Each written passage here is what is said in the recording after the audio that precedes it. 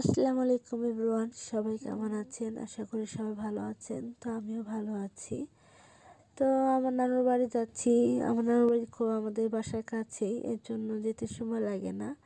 তো এরকম নানুর বাড়ি কার কার আছে যে বাসার সাথেই নানুর বাড়ি?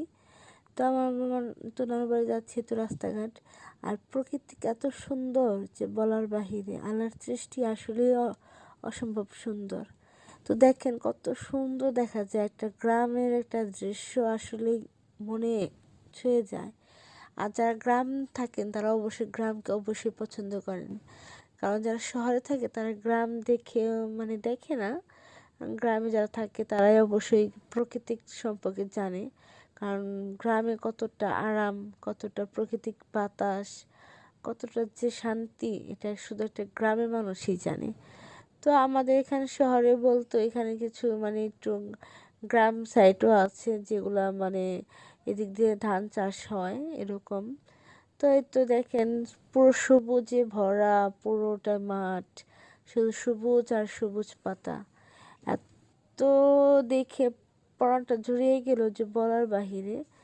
তো আমি তো দেখে আমার শুধু দুই চোখ জুড়িয়ে গেল, এত সবুজ আর এত বাতাস, ঠান্ডা গায়ে লাগতেছিল, খুব ভালো লাগতেছিল।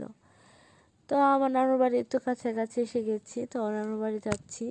আর আমার নানুর বাড়িতে কী কী করি না করি সেটা আপনাদেরকে অবশ্যই নেক্সট কোনো ব্লগে বা দেখাবো। তো এখানে আমাদের আপনাদের ভিডিওগুলো দেখেছি, তো আমাদের রাস্তাঘাট।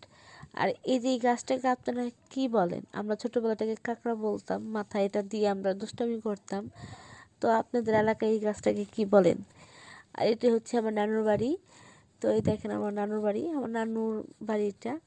তো এই যে নানুর বাড়ি সিম্পল ওরকমই না, তো বাসা সাজাচ্ছি। আর আমার নানু কিছু হাঁস পালে, তো সেগুলোর ভিডিও করছিলাম। হাঁসগুলো খুবই পাজি, এত দ্রুত দৌড়িয়ে যেতে পারে যে বলার বাইরে।